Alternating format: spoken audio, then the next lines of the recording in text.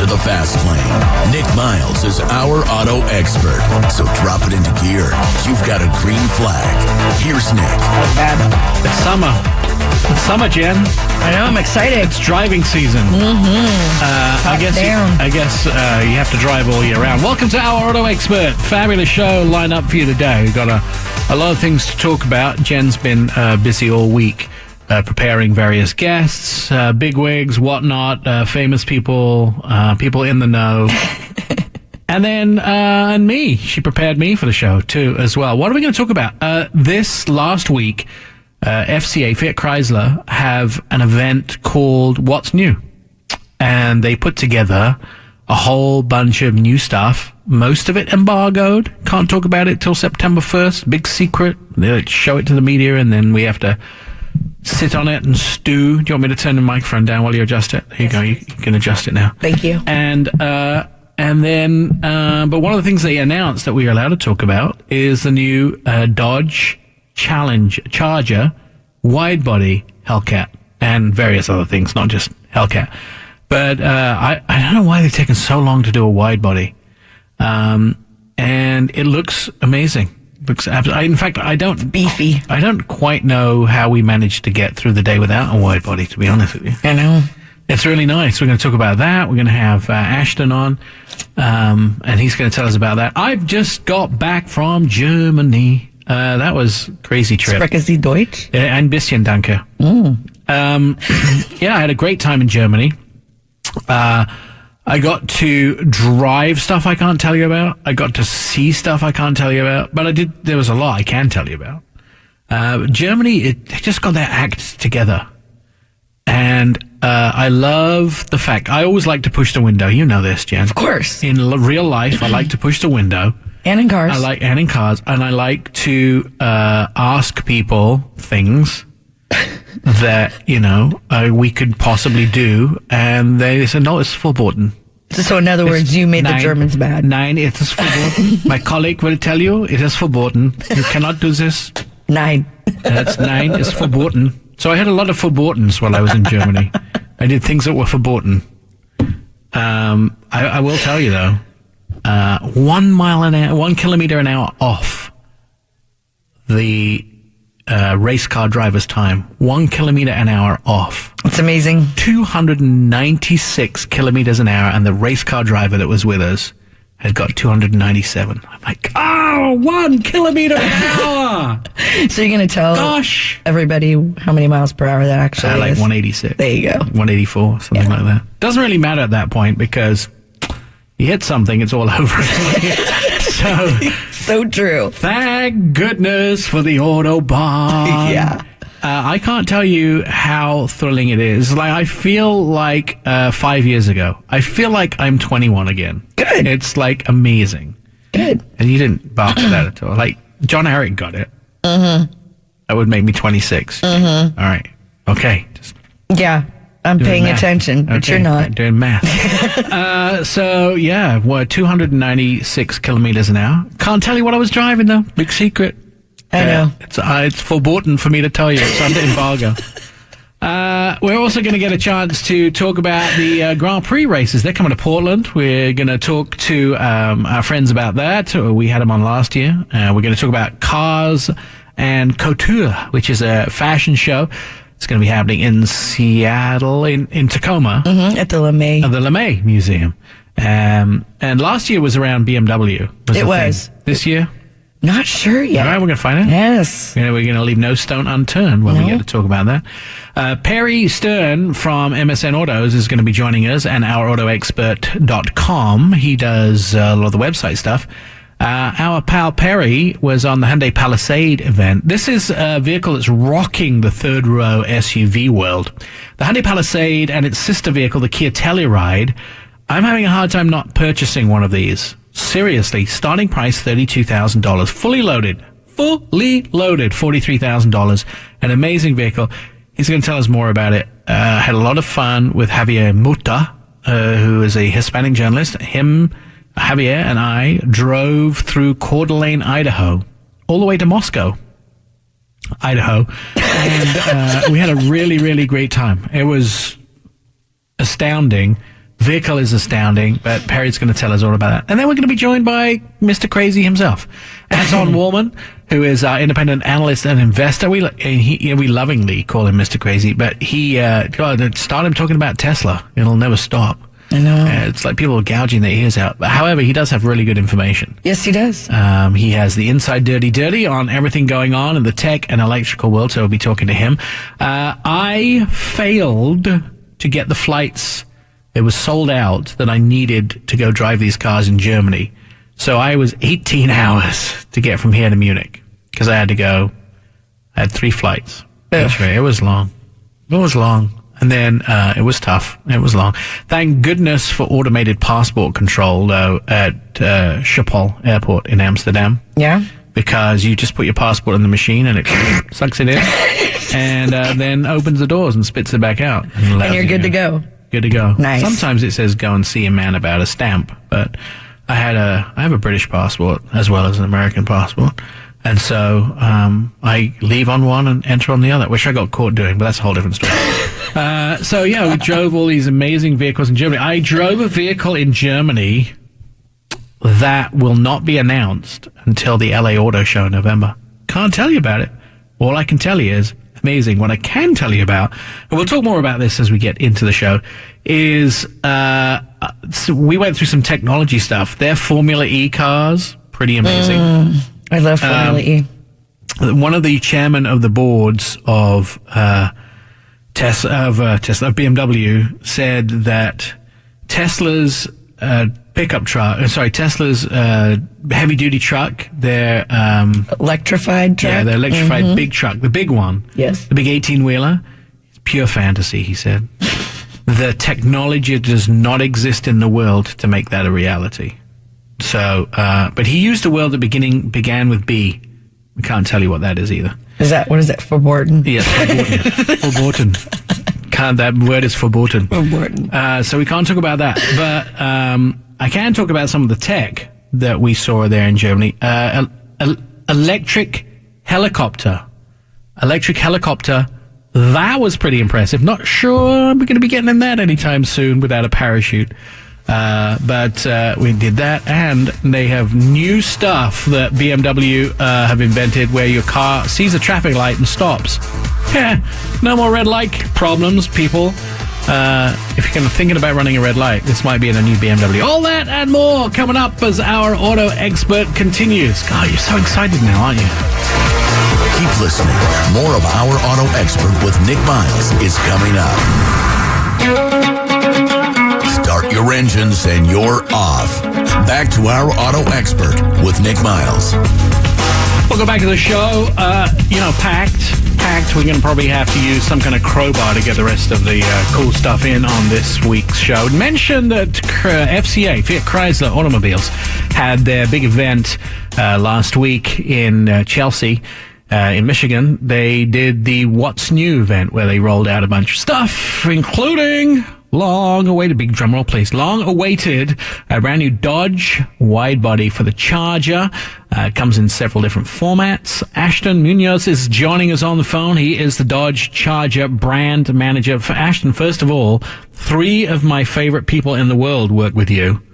Claire, Kristen, and your big cheese in charge, Tim Kaniskas. Oh, Scott. Come on. Scott works for all the FCA brands. Yeah. But Scott's cool. Scott's a very cool guy. He is too. So, Ashton, welcome to the show. Thank you. Well, glad to be on. Good to hear you have some favorites, too. Yeah, I do. They're pretty stellar people, aren't they? Tim Kaniskas, who's now, again, the president of Dodge, he has always been a great pal and has the foresight to do lots of cool stuff. I mean, he brought us the Demon and he brought us the Hellcat and many other things in between. I remember when Tim was launching the Hellcat, he sat me down and he said, "How do you think it's going to do?" And I said, "I think it's going to do pretty well." He goes, "I got to sell about 6,000 a year to make all the promises I made to, at the time, Sergio Marchionne come true." And at the end of the first year, he was like, "Yeah, I did 26,000, my friend." I'm like, "Nice." So Under promise, over deliver. Yeah, it's been good. All right, so let's get to your product. You have this new wide body. So first of all, what have you been doing for 2 years while we've been waiting for this? No pressure. We can't roll everything out at once. Everything takes a while to work on, but one of the big things we do is we always listen to what our customers are telling us, whether they are screaming it at our faces or having normal conversations at events. But we've learned a lot of our customers wanted some love for the Charger, and 2020 we were able to deliver on that promise, and we brought the wide body to the Hellcat standard and optional on the Scat Pack, and then we brought a host of other kind of nicer interior features for the inside. We have wheels that touch pretty much every model in the Charger lineup for 20. So yeah, we wanted to deliver to our fans and our enthusiasts, and here we are, 2020 Charger wide body Hellcat. So who's responsible for designing this? So Mark Trossel leads up the exterior design studio. I actually listened to a segment with you and Mark a few days ago, but on the Eyes for Design. But yeah, so Mark and his team leaded up the exterior design of the Charger wide body, and you'll see. Have you seen pictures of it yet? Yeah, I'm looking at it right now. Mm-hmm. I have to say, so you'll see it's slightly different than the Challenger's execution, and what's really nice about this is we redid the front and rear fascias totally. So you'll see on the front and rear fascias, they're actually integrated into those fender flares. Right. They're a two-piece fender flare, so some of the fender flare is bolted on, and then some is actually integrated into the front and rear fascia. So it's a real nice design. It pulls the whole car together, makes it look really modern. No, I like it a lot. I've always actually, and please don't tell anybody this, especially Kristen Starnes, but I've always favored the Charger over the Challenger, just purely because it makes a lot more practical sense every day. Even though the Challenger was the kind of the lead vehicle on the Hellcat, I like the Charger more because you have the 4 doors and you have more practicality, yet you still have the what the heck under the hood, which is my favorite part, of course. So that's one of my oh, sorry, go ahead. I was going to say, so Mark Trossel, by the way, is also responsible for the wheel designs of these cars, because he told me a little story, which is he found it very difficult to wash the wheels that other people designed on these cars, and so he stopped letting other designers design the wheels, because he said, when I wash my wheels, I do it by hand, and I expect to get my hand in between the spokes. And he said other designers didn't think that was important, so now he designs all the wheels himself, which I think is awesome. That is pretty cool. He's told me that story before, and when I even wash our own cars, and maybe it's an FCA thing, hopefully, but we always like to work on our own stuff, and you'll see us out washing our own cars, tinkering on our engines, and messing around with motorcycles and cars and whatever it can be. But yeah, it's fun, and it's nice to know little stories behind that on why the wheels are designed the way they are, or certain features around the exterior, interior of the car. If you're just joining us, we are talking to Ashton about the brand new Dodge Charger wide body, the new vehicle that was announced last week at the Fiat Chrysler Automobiles What's New event. So is the car just a facelift in the way it looks, or did it get some new mechanical upgrades? So exterior for sure facelift. We did give it some mechanical upgrades we retuned the suspension on it, and it obviously now you'll see it has the 20 by 11 inch wheels on it with the 305 Pirellis. So we actually added about 3.5 inches of width into the entire car.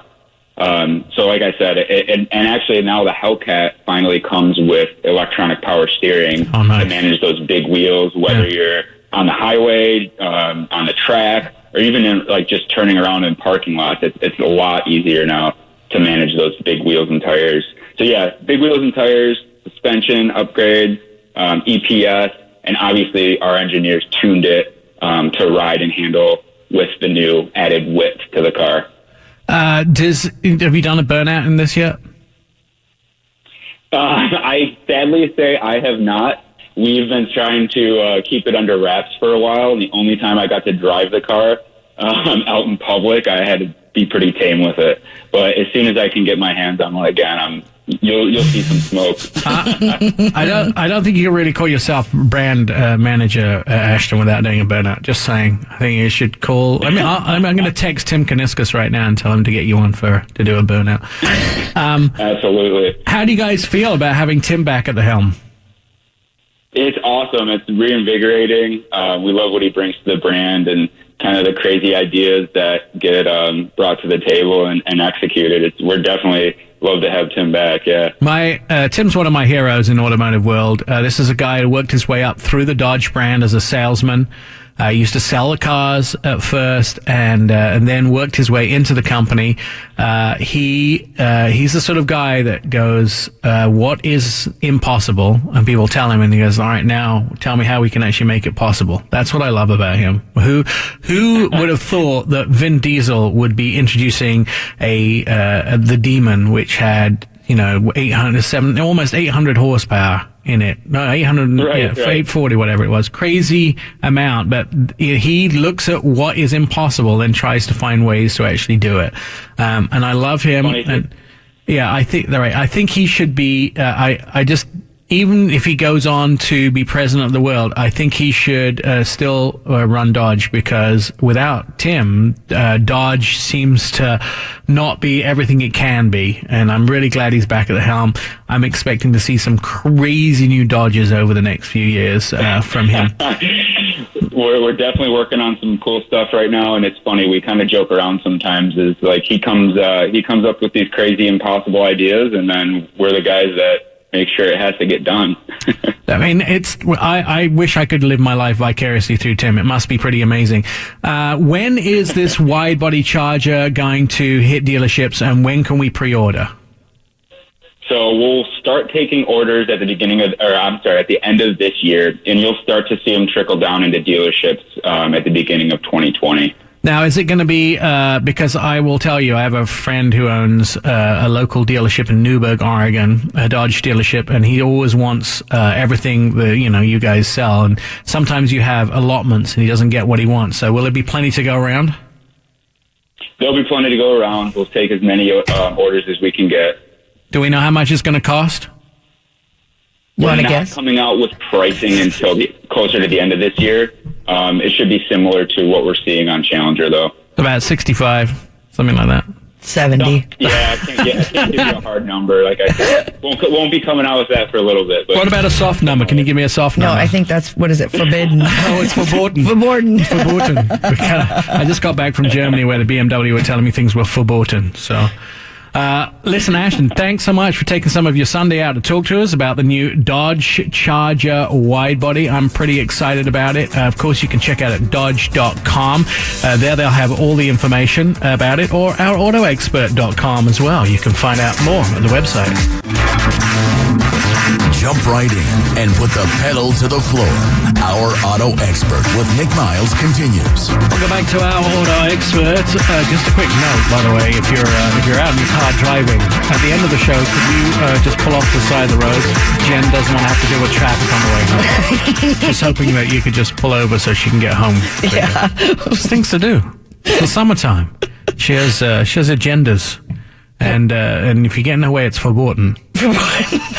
Just gonna start screaming out the window. We're talking about my trip to Deutschland. I went to Germany for the week with BMW to take a look at some new cars.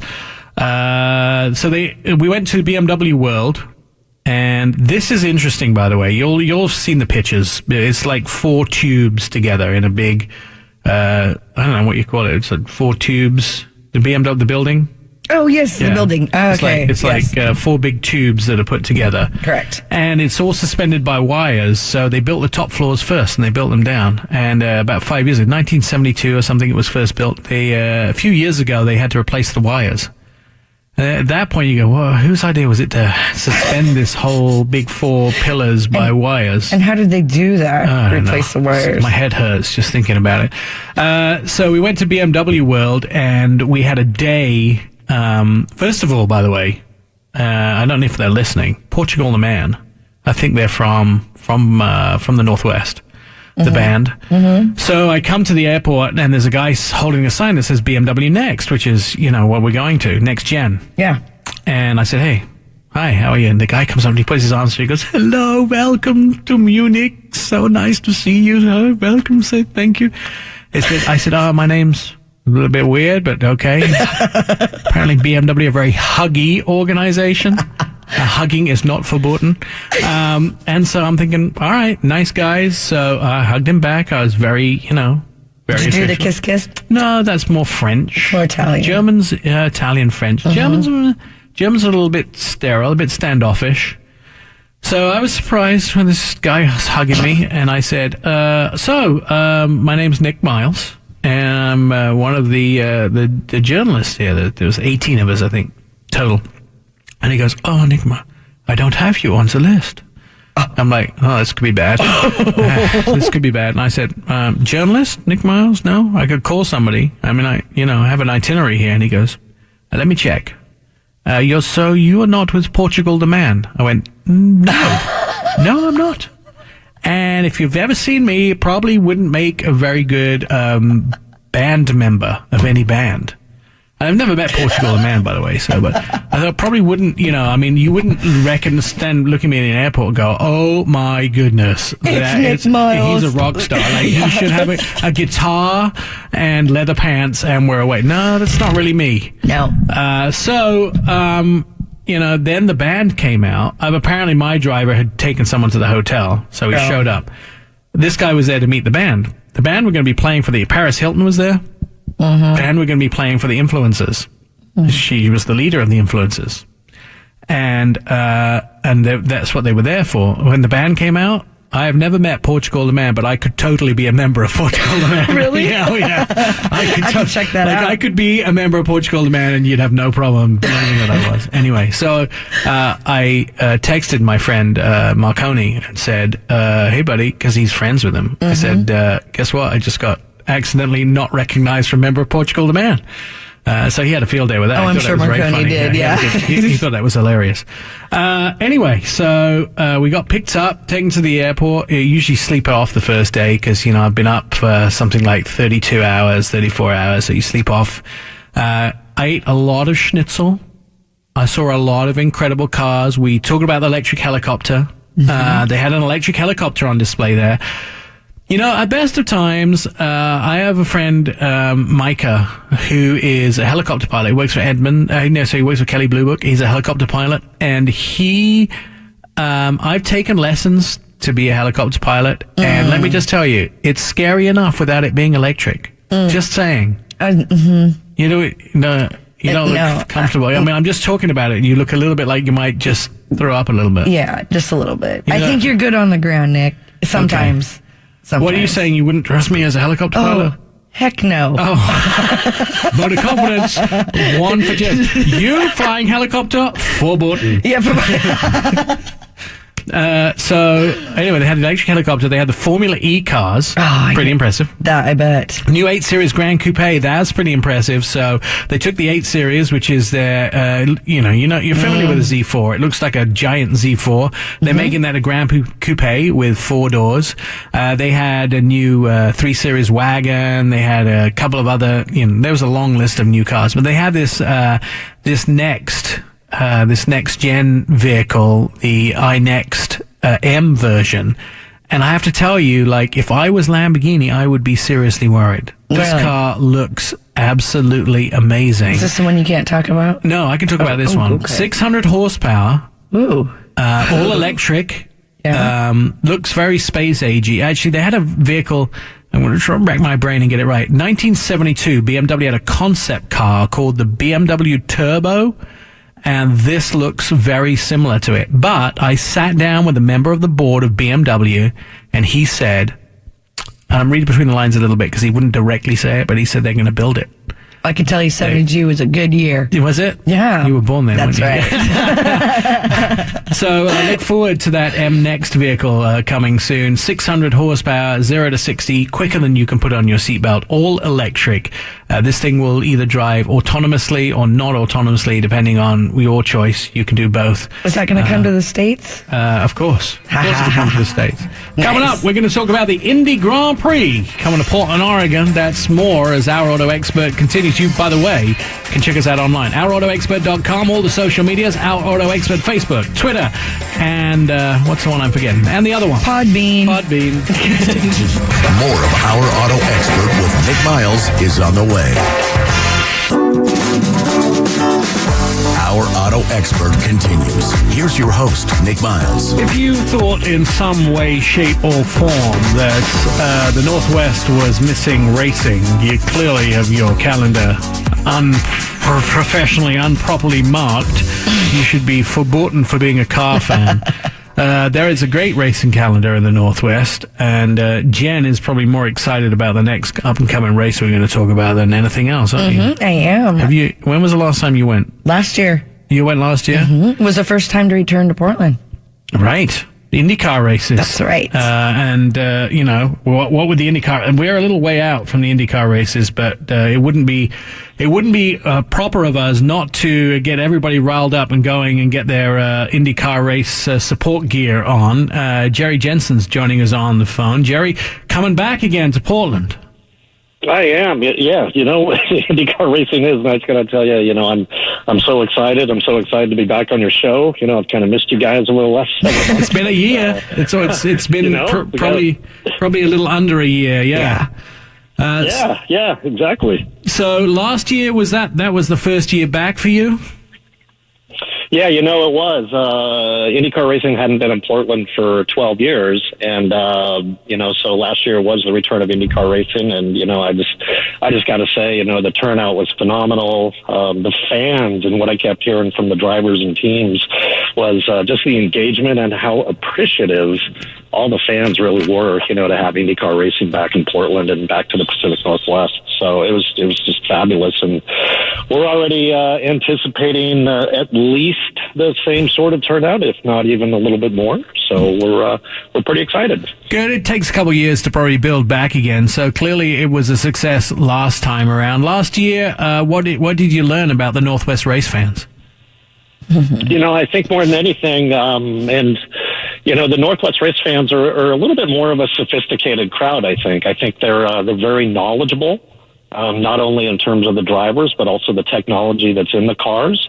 I think that they're very appreciative of the skill that it actually takes to wheel one of these things around Portland International Raceway. And also, you know, they're very in tune with the competition. You know, they know who's leading. They know, my goodness, this driver has to finish at least fifth to be able to jump up in the points. So that's something I think that's very special about the Pacific Northwest when it comes to IndyCar fans. We've got a lot of wise people here who believe they know more than the rest of us, I will tell you. They're always testing me on my knowledge as well. You know, we're the home of Nike, the home of Adidas in North America, the home of Intel. There's a lot of educated people here, a lot of colleges too. But we still love our racing. So this year, what do we got to look forward to, Jerry? Well, we definitely have more action than even last year. You know, if you've been following IndyCar series, Jen, it sounds like you're pretty in tune with it. But we've got a great championship battle again, and you know, we're the second to last race of the season. You know, we've got a number of drivers that are still in the hunt. We just saw Alexander Rossi take another victory at Road America last weekend, so you know, he's right on the heels of Joseph Newgarden again. A lot of new drivers and new talent. We got Colton Herta, Paolo Ward, some real young guns that are really shaking up the field. So, you know, with IndyCar itself, you're going to see a lot more excitement. You know, not that last year didn't have enough excitement, but it was exciting. Even this year. Yeah. There were so many wrecks. And another neat. Yeah, we try not to talk too much about the wrecks, but we definitely do create a lot of action, you know. Well, a lot of people go just for the wrecks, I have to tell. I know that might be a surprise to you, Jerry, but it's true. Well, you know what? We have something else in store this year that I think those sorts of fans are really going to appreciate. We actually have the Robbie Gordon Stadium Super Truck Series that's coming out here. This is the first time they've been in the Pacific Northwest. Oh, wow. So basically what they are, they're like a Baja off-road truck. Yeah. They're going to race around the track, but we actually pull out these temporary jump ramps, and they actually get all four wheels off the ground and fly through the air and bang into each other while they're in the air, and they go through corners on two wheels sometimes. So there's definitely a lot of action, and we've gotten a tremendous response for people that are interested in the stadium super trucks. Yeah, strangely enough, people in Portland and the Northwest, they do like their trucks too, and their truck racing as well. It's a big thing here.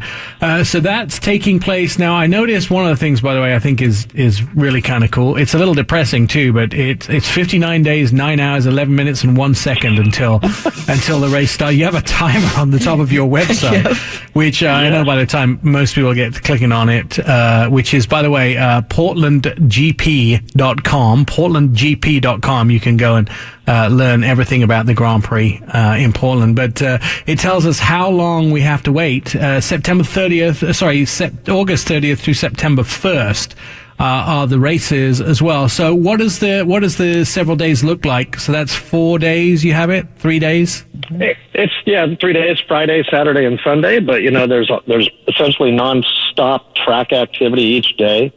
IndyCars are running every day, Friday, Saturday, and Sunday. Friday is going to be your practice session for IndyCar. Saturday is going to be practice as well as qualifying, which if you haven't seen the qualifying for an IndyCar race, I think it's one of the most exciting forms of racing on the planet, just in terms of the format and the way it's done. And then naturally we have the IndyCar race on Sunday. But we also feature the entire Road to Indy series that's presented by Cooper Tires. So that's your Formula 2000. It's going to be your Pro Mazda as well as Indy Lights. We also have the return of the Mazda MX-5 Cup, which is essentially, they're semi-street legal, the Mazda Roadsters that you see running around town. They've converted them with a roll cage, and that's always a super fun class because they're just, they run so tight together and, always put on a really good show. So no matter what day you're out there, there's plenty of activity going on, as well as the super trucks. Those are going to be running each day as well. Now, we were just talking about this before we had you on, Joe. We're just talking about, I was in Germany at the BMW World this last week, and we were talking to them, and they were showing us off their Formula E cars and those sort of things. I was surprised to learn with the Formula E cars that the cars for qualifying aren't the same as the car in the race. They have a different setup, and they use them slightly differently. Does the cars that you run in qualifying day on the Saturday, is it the exact same setup and the same driving style for the Sunday for the race itself? Yeah, absolutely. It is. There may be some subtle differences in terms of fuel load, that sort of thing. They may want to try to run the cars a little bit lighter during qualifying since they're not necessarily out there for as long of a period. But it's the same cars, same engines. They're tuned the same. So there isn't any difference whatsoever between Friday, Saturday, and Sunday with the cars. And then for qualifying, everybody gets out, but they do a shorter distance for qualifying. So qualifying races take sort of how long? Well, they run a sequence. They call it the Fast Six Shootout. So basically what they do is they take the entire field of, let's say it's 24 cars.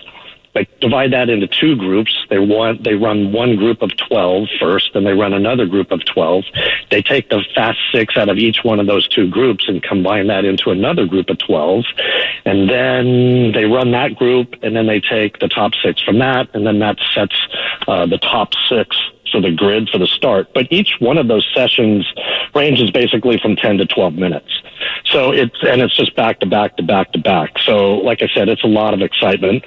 And in some cases for the Fast Six guys, you're going to see them run 3 times during the qualification. So it's fun. Once you kind of tune in and see what's going on, and oh my gosh, he's got to get him on this lap. Otherwise, he's not going to be in the top 6 or the top 12. Right. So it's really fun to watch. Yeah. Historically, shootout. Historically, has anybody had a really horrible qualifier and ended up, deep down in the pack and still won? You can never rule it out. Yeah. I mean, that's something that can always happen in racing. A lot of it comes down to strategy and timing and how they nail a caution flag, or, their fuel or their setup maybe working, the tire strategy as well. So it is never, ever out of the realm of possibly happening. Not written in stone. Same sort of teams as we saw the last time, Penske and the rest of the teams all set up to go, or are we seeing new teams turn in for 2019? It is. We've got the same top teams that we had here last year. We have an additional team now. The driver is Colton Herta, and it's actually the team is actually owned by a Steinbrenner family. Okay. So from the New York Yankees fame. Right. But so that's one new addition that we have. We've also had a couple of other teams who have actually added a car. So, we're anticipating a good 24 to 25 cars again this year. So it's looking well. It's going to be a busy day. Now, there's a lot other to do at the event than just sit in the stands and watch racing, right? You make it a whole hospitality, family fun day. Mm-hmm. Oh, absolutely. Yeah. We really like to consider it more of a festival. Definitely, tons of activities for the whole family to do out there. We do have a number of IndyCar autograph sessions, and Jen, I'm sure you can attest here, the IndyCar paddock, there is nothing else like it in professional sports. You can literally be right up next to the drivers, the mechanics, the entire team, and in all honesty, these are some of the nicest people you're ever going to find in any major league sport. Yeah, I ended up meeting Roger while I was there. Mr. Penske. It was pretty awesome. It was amazing. He was very friendly, and we got to talk to the pit crews, and it was pretty cool. Now it is. They're all very accessible, and, even Mario Andretti's here running around on his scooter and giving rides in the two-seat IndyCar. Oh, see, yeah. I've done that before. I did that at Indianapolis Speedway with him. And that was pretty scary, I have to tell you, in that car. Although I was highly surprised, and it may not have been his personal vehicle, but it could have been a rental or whatever. But he drove up in a Chrysler 300. I thought that was kind of cool. It was nice to see what he drove off of the track. Mind you, I have a lot of friends who race car drivers who tend to drive something completely not a race car, and the other times, because they say the guy from Formula E was in the BMW driver was telling me in Germany that he drives around in a BMW i3 when he's not there. He says because it helps him remember he's not actually on the racetrack, which is probably a good thing. Right. Which is probably a good thing. What sort of speeds are we expecting to see people do this year on the track? The Indy cars will get up to about 190 on the back straight, so it's pretty exciting, and it's something you just really have to see. You really can't grasp how fast these cars are going until you see them in person. There's something about the sound and the smell and the speed that just really attracts all of your senses. So especially at the start of the IndyCar race when you've got all 24 to 25 of them just right there in a pack and all heading into the first turn, there's seriously nothing else like it. I like the noise because I've been to a couple of races that if you don't have that sound of the Doppler effect of people going past you, that is just, there's nothing else like it. Yeah, I know. It's supposed to feel in your gut. Yeah, it's probably one of the best there is. Tickets on sale. How do we get them? How much are they? Where do we go? PortlandGP.com, just as you mentioned there, Nick, is the best place to go. And in fact, just last week we did launch single-day tickets for sale. And Friday tickets are $20 to get in. For general admission, that essentially will get you anywhere around the track. The addition of that would be a paddock pass that you can purchase online as well. And as always, kids 12 and under are free as long as they're with a ticketed adult.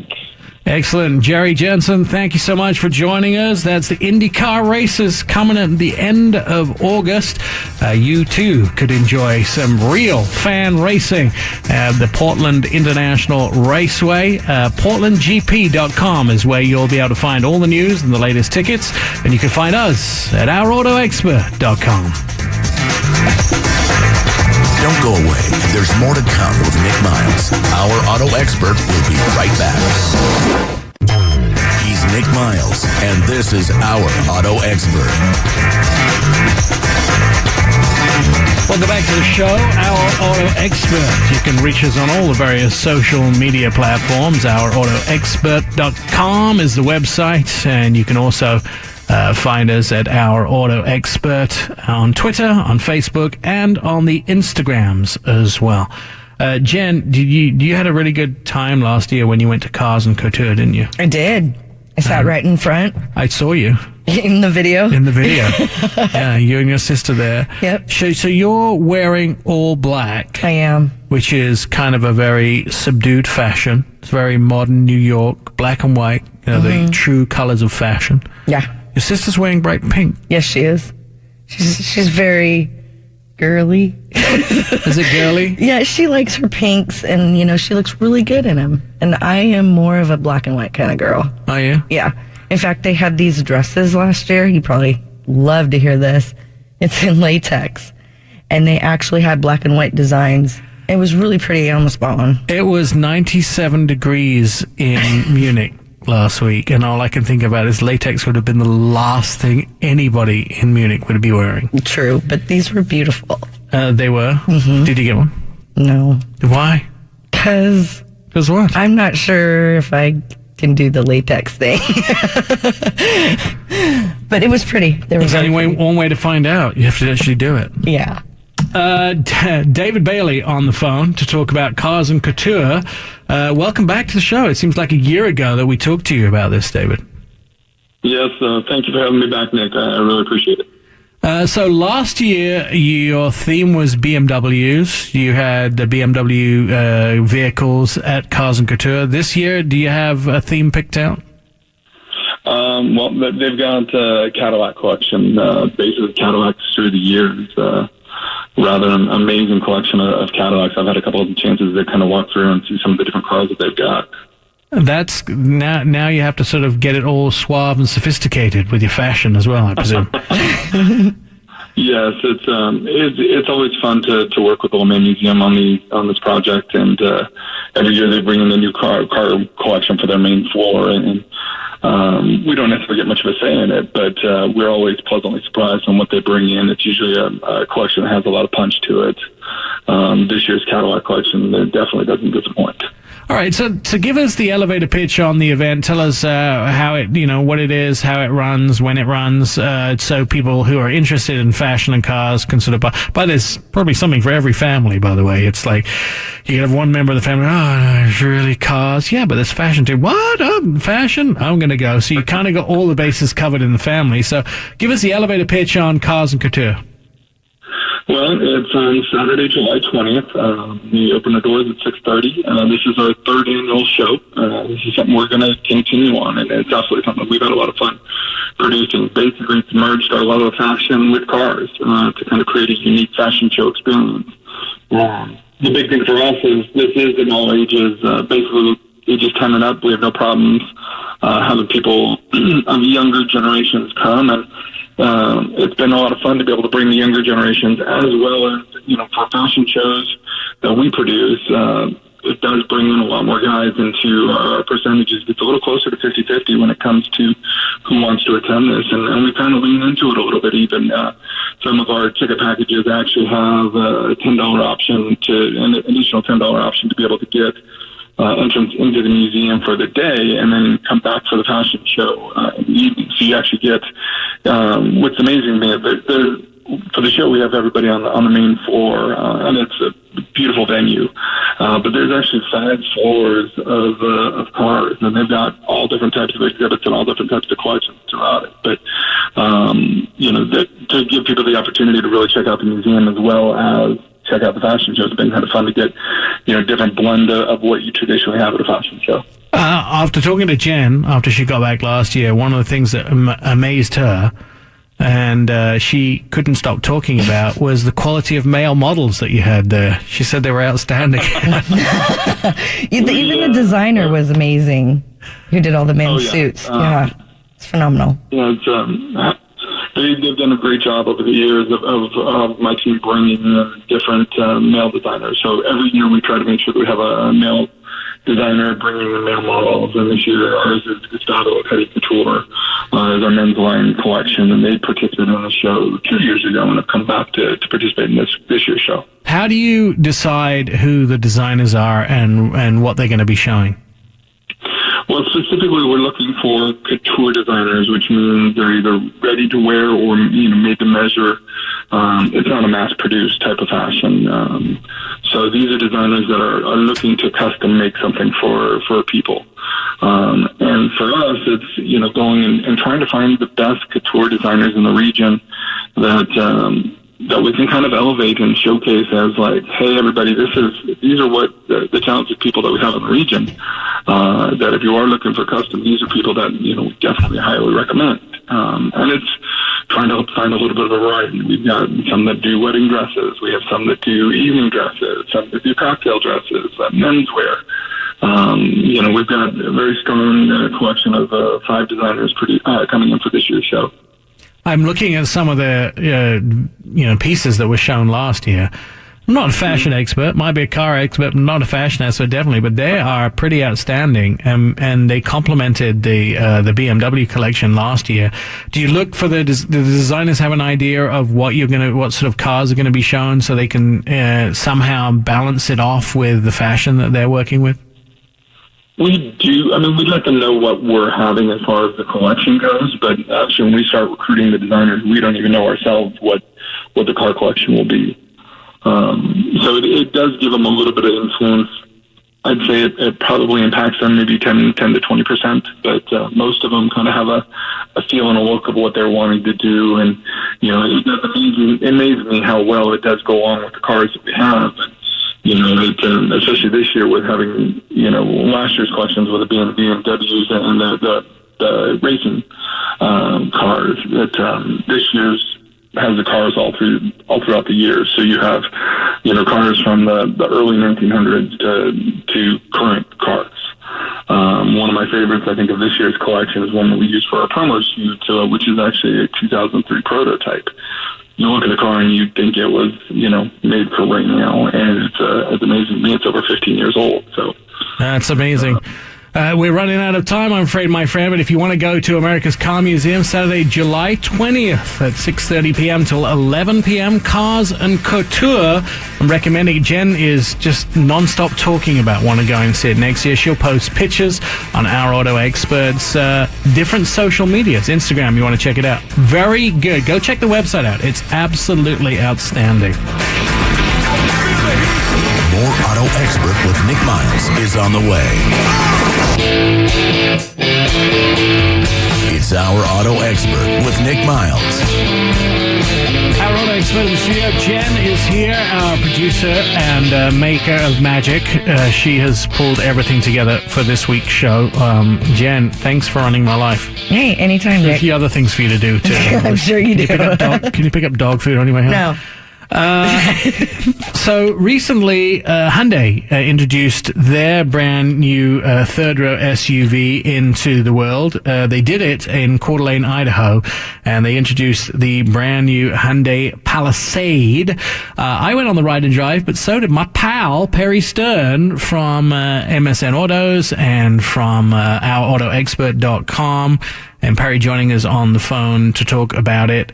Perry, first of all, this has a sister vehicle, which is the Kia Telluride, which was released probably about 4 months ago and is turning heads all over the industry, probably going to win a bunch of awards. Do you think the Palisade met the bar that was set so highly by the Kia Telluride? I think it did, and we kind of expected that it would because it's built on the same platform, has a lot of the same features, mainly because Hyundai and Kia are part of the same company, even though neither of those brands will actually admit that. Yes, I did notice when they did the competition vehicles, they listed them all off. They didn't list the Kia Telluride, which was hilarious to me. They mentioned it when we asked about it, though. Right. They said, oh, yes, of course the Telluride is a competitor. But it's still a really good vehicle. I mean, the Telluride is more designed for adventure, you know, if you take a look at it, where the Palisade feels more like a premium luxury vehicle. And I think that's kind of what they're going for Hyundai. And it's an amazing value for what you get, like every other Hyundai. If I was to put both in front of you, fully loaded, which one would you choose? Telluride design better, but I think if you were behind the wheel, there are certain things actually that are better in the Palisade than are in the Telluride. So one of those things, for example, is Palisade has a shift-by-wire, which means it doesn't need to have an actual shifter. It has a little dial. Actually, it has buttons to change gears, which means that takes up very little space, freeing up for tons of space to store all your gear underneath the center console as well as in the center console. So there are certain advantages that the Hyundai gets that the Kia does not. I actually prefer the Kia Telluride, but I want some of the features like that are in the Hyundai. For instance, when you signal to turn left or right in the Kia, it appears in between the two gauges up front. When you do it in the Hyundai Palisade, it actually takes away the speedometer or the revometer, and it replaces it with the camera picture of what's in your mirror. So I think it's one of the coolest features I agree, it's one of the coolest features the Palisade has, to show your blind spot right in front of you when you put on either turn signal. And unlike Honda, which is one of the first I ever saw do this, Honda only does it on the right. Right. The Hyundai does it on both. Yeah, no, that's purely one of the most amazing features that it has. I think it has cooled seats in the second row as well in the Hyundai. Am I right? That is one of the options as well, yeah. Yeah. So, mind you, I don't feel that kids should have an option. They should have it a bit tough, because then there's no stimulation to go out and earn a living. Otherwise, they're just going to smooch off mom and dad all the time if they think they can have things like cool seats. All you have to do is shove 3 of them in the back row, and I think they'll get that message. Because that message, that row is, there's a decent amount of leg room, and if you only have 2 people back there, it's livable, but it's designed for 3. And I still haven't quite figured out what size people they need to be if you fit 3 in there. Under 50 pounds a piece, I think, is probably... Something like that, yeah. I will tell you that I was super impressed by access into the third row. Not only push a button or go through between the captain's chairs, but also on the inside of the back door, on the right-hand side of the body frame portion, they've actually molded handles in. So, you know how normally you kind of either reach up and grab the grab handle above you, or you reach up and grab that little piece of metal that helps lock the door? You can actually put your hand around the corner and use a handle that's specially built into the side of the car. Plus, they have 2 steps on the inside. That's the sort of genius that I can't believe nobody has done before. And when you think about it, it's such a simple thing, but they thought of it and no one else did. The other nice thing about that back row, if you do get shoved back there, at the top of the line level, there are 2 USB ports back there. So you can even plug in all of your gear, even if you're relegated to the third row. It's nice to have the kids at least quiet because their devices are charged. I will say. Exactly. And Hyundai does have a system so that if the kids are sleeping back there, you can actually mute the speakers in back, so that you can still listen to music in front and it doesn't bother the kids in back. At the same time, if they're making a lot of trouble back there, there's an intercom system, and you can actually talk to the kids in the back without having to scream back to the third row, which I thought was also a pretty cool feature. One of the biggest problems with third row vehicles, and I think parents all over the world clearly have this problem, once you get a third row, you realize it, that your arm cannot reach back to slap knees that far. It's too far to do knee slapping. That's when you say, if I have to pull this car over. Exactly. Jen sounds like she's been in the back of a vehicle.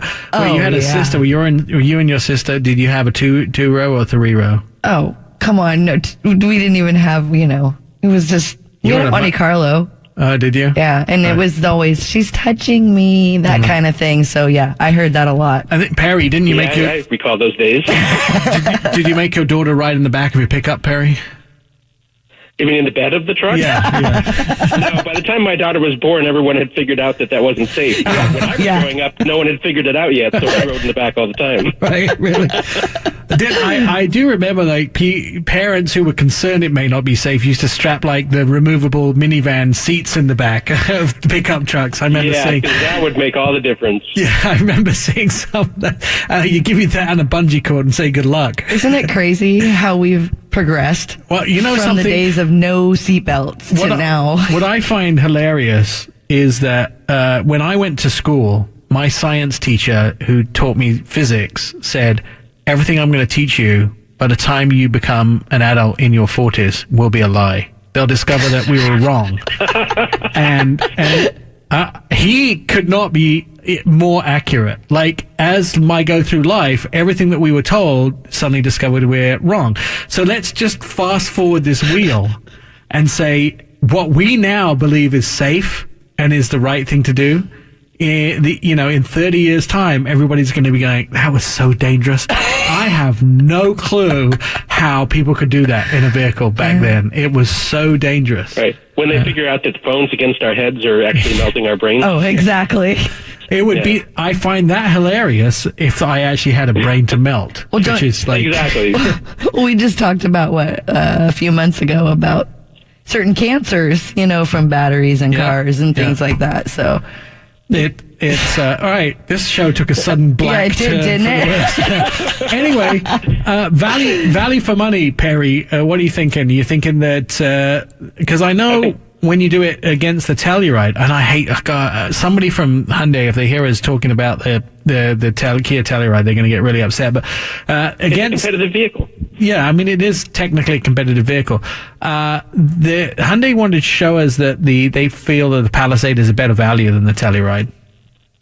Well, I think it's not. I mean, and this isn't necessarily going to be compared against Telluride, but I think the one that's most telling is the top of the line Palisade, which is fully loaded. I mean, with just about everything you can think of, is about $45,000.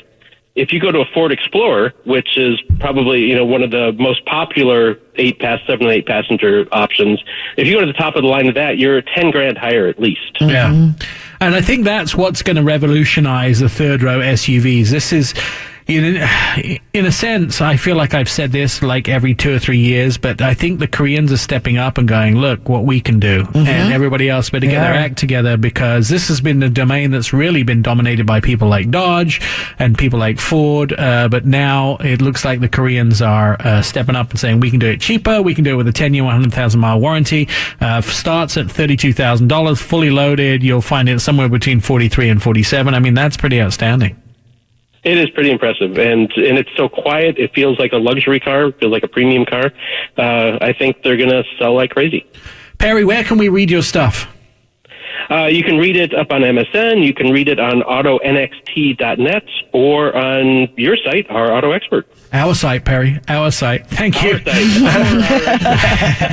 Perry Stern, one of the best guys in the auto business. Thank you for telling us about the new Hyundai Palisade. You can read his articles at ourautoexpert.com. He's a pretty good writer, let me tell you, and he has a great insight into some of the best cars on the market. More to come. Stand by. Anton Walhman next.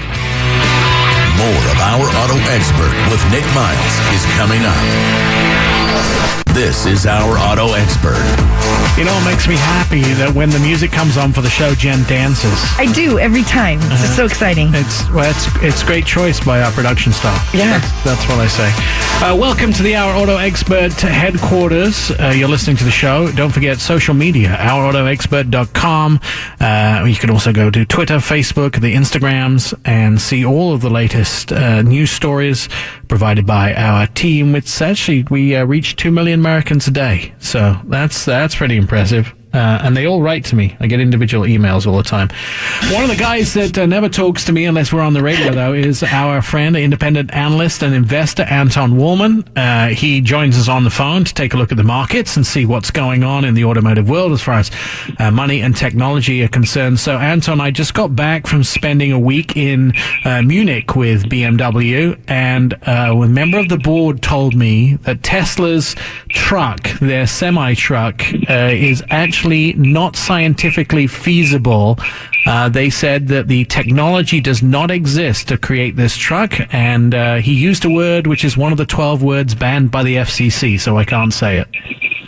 It's forbidden. Beautiful. No, I think it is the same word that I've heard, I think, somebody from Daimler's truck division utter. I think it was just a little bit over a year ago at an event also in Germany, in which he basically said that based on basically known physics to date, that the numbers that they have provided with respect to the range of this truck and its capable payload and its charging time, not to even touch the subject of cost, are essentially an impossible equation for the next handful of years. So when it comes to these full-size semi-trucks, the biggest constraint, first of all, is simply weight. These trucks have to weigh no more than X while carrying a payload that is of a certain height as well.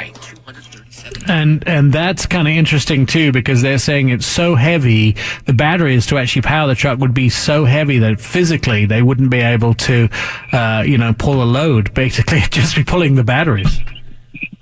That's right. No, that is the single biggest constraint. I mean, at some point you can get over cost by subsidizing this thing, and you can get over a few other things saying, well, maybe the range isn't going to turn out to be 500 miles. Maybe it is supposed to be a little bit less. But at the most core level, you have to be able to pull these 80,000 pounds that a standard, large truck is tasked to do. If you can't get there, then all these other constraints become just secondary. So that's a tough one. At least the companies that we honor and we know so well are actually calling it out. Now, there was plenty of other news. BMW, a lot of our stuff that I had was embargoed, but they also showed off their new iNext M Vision vehicle. Did you get to look at that? What did you think of that? Yeah, I'm not a huge fan of that one. I think that, clearly it's clear what they're trying to do. They're trying to create sort of the electrified M5. It's effectively what they're trying to show off, saying, well, we can build a 900 horsepower contraption here that is electric at its core, and that can outperform anything else we've done that looks like this, namely the M5. But you know what? I don't think most customers are all that interested in that. I mean, we have... there are only so many people who are wanting to pay extra for this ultra performance. Once you get into 0 to 60 times anywhere near these 4, 3, or below second type of numbers, I mean, you're talking about a pretty thin air up at that altitude of people who are going to pay the near $100,000 or so that a vehicle of that nature would have to cost. And I think BMW will be better served to emphasize some of its lower-priced electrified vehicles that we know are coming, such as the iX3, which is initially going to be built in China, as well as the i4, which is essentially an electrified 4 Series Grand Coupe. Those cars are hitting in 2020 and early 2021, if I remember the dates correctly. And those are going to be priced quite a lot less, while still offering the fundamental acceleration and related performance that people want in spades. You don't need to sort of hammer away and hitting that nail hard from every angle when you've already you're deep into the end zone here. So that's why I was not a particular fan of that concept that they showed. One of the things that I can't talk about, but I can sort of hint to, is I got to drive a BMW car that won't be announced until November. But they gave me a version of this car to drive. It was covered in camo, and they sort of discussed what the price would be of this vehicle and what its competitors. And I have to tell you right now, they're going to turn a lot of the world upside down. I mean, they realize that everybody wants to be in a luxury car, and they realize what people want, and they've actually got it, and for the price. Yeah, no, I mean, clearly then they're going to have to do that, because if you look at what's coming here in about a year from now, you have, on the one hand, you got the Volvo Polestar 2, which is an all-electric hatchback that is not extremely low-slung. It will compete directly with the BMW i4, for example, and fully loaded, it'll be $63,000. A base version, eventually, after a few months of selling first, the more expensive ones will come down as low as the $42,000 range.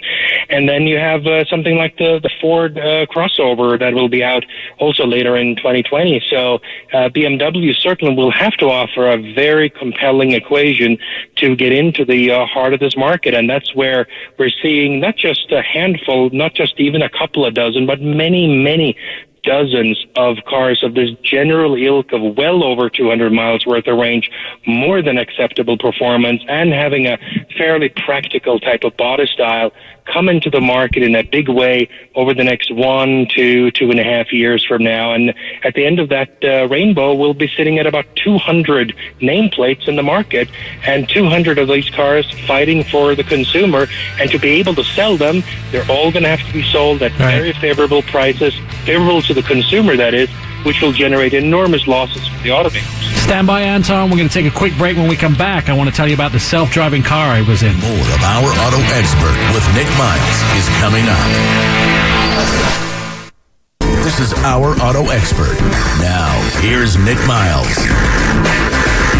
Joining us on the phone, our independent investor and analyst, Anton Walhman, is with us. So, Anton, part of this trip to Germany, the BMW World in Munich, was we actually got to sit in a self-driving car that had nobody in the driver's seat. Usually they stick somebody in the driver's seat. It had nobody in the driver's seat and drove us around a course. And then they did things like had people walk in front of it. And, all these people, all their whole job all day was just to walk in front of a car and watch the car respond. And as expected, it didn't hurt anybody. It was impressive. But BMW did say that they think it's going to be 20 years until a true self-driving car is going to be available. Yeah, you know what the significance is, Nick, of the 20-year estimate? It is the time at which none of the people that are making that prediction and promise will still be employed with a company. So they will be safely away from having to say that 20 years from now, our prediction did not come through. Right. So it's a little bit like politicians promising certain benefits to people and all of that, wow, in 10, 15, 20 years from now, we're going to have all of these great things. Of course, they will be long retired by then. Adios, goodbye. Yeah. Well, I think what they're saying is that it's not going to happen in 2 or 3 years. What they're saying is it's a long way out, and nobody's ready for it, and nobody's thought about integrating non-self-driving cars and self-driving cars, et cetera, et cetera, et cetera. They say, so we're going to get to level 3, level 4, but there's going to be no level 5s in their lifetimes, which I would have to tell you I absolutely agree with. I think that we're a long way away from the true self-driving car. Even though the technology exists today, the world is just not ready for it. But one of the things that they did show us is their new traffic light system. We got to drive on the roads in Munich with a real car, and we showed a traffic light turning red and the car actually coming to a complete stop. It recognizes the light, and they did it. They demonstrated it. The car, they didn't touch anything. The car came to a complete stop. First time I've experienced this, and first time I've actually seen it in action on a car. Do you think that's going to be in cars soon? Well, let me think. My house cat has a greater self-awareness today than a level 2 automobile in terms of being able to jump in the right places. And you would think at the basic minimum requirement, a rough 1.5-year-old child can roughly acknowledge and stop at a red light when they see it. So I think that this is not a major achievement. This is one of the, most basic requirements to get anywhere in this thing. I mean, you're talking about what is going to be required to get through a snowstorm in Minnesota in the winter when it's completely dark outside and you don't see anything of a road. Forget about road signs and red lights and all of that. I mean, recognizing and acting upon the direction of a red light, that is like the simplest possible level that you could possibly achieve in a hierarchy of level of difficulties for an autonomous car. So they had better get to that because they have a lot bigger and taller hills to climb ahead of them before they can even get to level 3, let alone level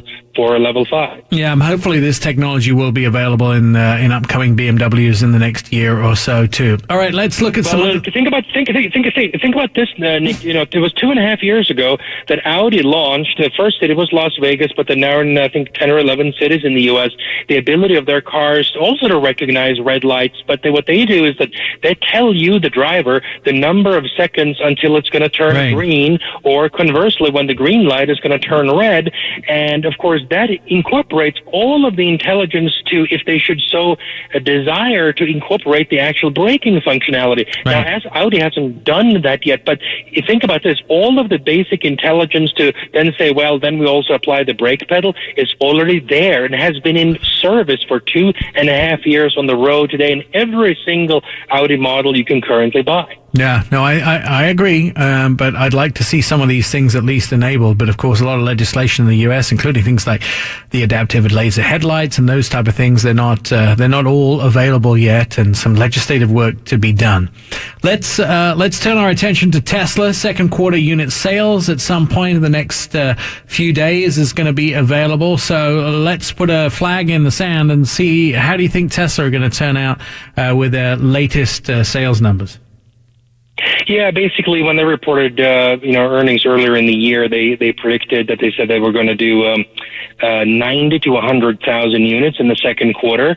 I think that they will probably reach at least the bottom end of that, so they'll be right around 90,000 plus or minus a couple. I think I'm on record as I've said predicting about 88, so they'll get very, very close. And the mystery here is not all that great. Clearly, the company has been discounting many of their cars. You can go and pick up a Model 3 or a Model S or a Model X off the lot today at many, many thousands of dollars below the official MSRP that you'll see on their website. So they're moving a lot of units by lowering prices, and lo and behold, when you lower prices, you sell more units. The bottom line is going to be a disaster, of course, at least before you start accounting for emissions credits and all the other goodies that the company gets that actually helps them to the tune of a few $100 million per quarter. But the actual car economics will suffer greatly from this. But I do think that they will be able to at least approximately meet the lower end of the band that they promised a quarter ago. Do you think that Tesla are going to be able to improve their future, or do you think it's a slow climb down a hill? Well, Tesla lives and dies off of one thing, really, and that is the amount of subsidies and incentives and mandates that are imposed by governments around the world. So you can see this in countries such as Holland, Italy. You can see it in certain U.S. states and in various other countries around the world. When the subsidies go up, then, of course, they sell a lot more. And when the subsidies go down, typically there's a huge spike in sales if there's time for somebody to make a purchase right before the subsidy ends. And we've seen this right now in Canada, for example. Canada is going to have a huge second quarter because in a couple of the provinces in Canada, such as Ontario and British Columbia, they have enormous incentives well in excess of $10,000. I think in one of them it's more like $15,000, and customers are hurrying up to take delivery here before these incentives may go away here in the not too distant future. So this is what is driving sales, and it will continue to drive sales going forward. So you watch government subsidies, and you can pretty much predict where Tesla is going to sell their cars. So ultimately, without government subsidies, no Tesla? Well, not necessarily, right? I mean, if the product is good and the company's cost structure is under control, you still could have a company that would survive, maybe at a lower valuation and a lower scale. But that doesn't mean that Tesla would necessarily go away. Now, clearly, here there are many other parts of the equation that could trip things up, such as mismanaged cost structure and over-leveraged balance sheet in which the company has simply taken on too much debt in the last 5 years that they simply can't dig themselves out of. All of those things remain perils, and we'll just have to see whether the company can raise enough money to pay off those debts, or whether they can somehow turn the fundamental cost structure of the company around so that they can actually start generating a positive margin. And right now, it doesn't look too good, but that does not mean that it's impossible. Now, last week, FCA, which includes the Jeep brand, had their big What's New event in Chelsea, Michigan. They showed off all the cars that are coming in September, but they have some plug-in Jeeps that are scheduled to start hitting the market in early 2020. Tell us about those. Yeah, so we have 3 Jeeps that are coming in 2020. First of all will be the Wrangler, of course, the most iconic vehicle of them all, which will start sales in the first quarter, made in Toledo, Ohio. It will have a plug-in hybrid variant coming. The company just took the factory down for about 3 or 4 weeks here in mid-May till early June in order to reconfigure the production line so as to be able to actually produce this vehicle. Secondly will be the Renegade and the Compass, and the Renegade is made in, among other places, in southern Italy. And the Compass is made in, among other places, in Mexico. And those will also get a plug-in hybrid variant coming, I think, a little bit later in 2020, but driven more in those 2 cases by the European requirements and the U.S. ones. But I believe they will all be sold eventually in relatively short order in essentially all geographies. So the Wrangler, obviously, clearly first and foremost made for the U.S. market, but again, probably soon thereafter made available around the world as well. I mean, you can imagine that given the new legislation in anywhere from the UK to France and a few other countries, that the Renegade today is not exactly a popular vehicle, but if you make it into a plug-in hybrid variant, maybe it could become a bit of a naturally more realistic cult vehicle there, as it has been for decades already here in the United States. And do we think that there's going to be a take rate for the smaller plug-in hybrids in the United States, like the Renegade and the Compass, because we're not tend to be in not a small car market? No, we're not. But I mean, the Compass and the Renegade sell at very healthy volumes today in the United States. So whether the plug-in hybrid versions will or won't sell very well will depend squarely on one thing, and that is pricing. And we're talking the net pricing after how FCA first must internally subsidize the product because they're essentially forced by fuel economy mandates to arrive at a more frugal mix of across their entire fleet that is for sale. And you combine that with the various government incentives, such as the $7,500 federal government tax credit and the various state credits. For example, Colorado is right now sitting at $5,000, will go down to $4,000 next year, and then California is, in most cases, for most people, sitting at $2,500, and various other amounts in different states. Of course, there are many states that have no incentives, but many states have, something. So you add them all up, and you add other incentives such as the carpool lane privilege in California, which is very popular in the two largest metros there. And those would be the things that would drive the sales of those products. So if FCA prices the product favorably and the incentives remain, I think they could sell quite a lot of them. You look at the Pacifica, which has already been sale for over 2 years now, the plug-in hybrid. It's priced on an apples-to-apples basis, the plug-in hybrid, about $7,500 above the non-plug-in hybrid version. So if you're actually able to take advantage of the $7,500 federal tax credit, you're paying a zero premium price as a consumer for the plug-in hybrid variant. And in that case, I would argue you'd be crazy not to buy it because, you're essentially getting almost no compromise here for a product that is verifiably better and will offer you vastly, vastly better fuel economy and should add also a smoother ride. Finally, in the last minute or so that we have, let's quickly touch on the reorganization at FCA. There was a big shuffle again. Mike Manley moving all the big executives around. That's right. So it's almost confusing because our good friend, for example, Tim Kuniskis, is now back at running the great Dodge brand, the muscle cars and some other cars, and still has some responsibilities left for Alfa Romeo. And then Jim Morrison, who had been moved around to do a variety of other things, now back at running Jeep. And, of course, we have a couple of other situations which remain unresolved. But basically, FCA is certainly has been, there's been no shortage of personnel changes there at the very high end.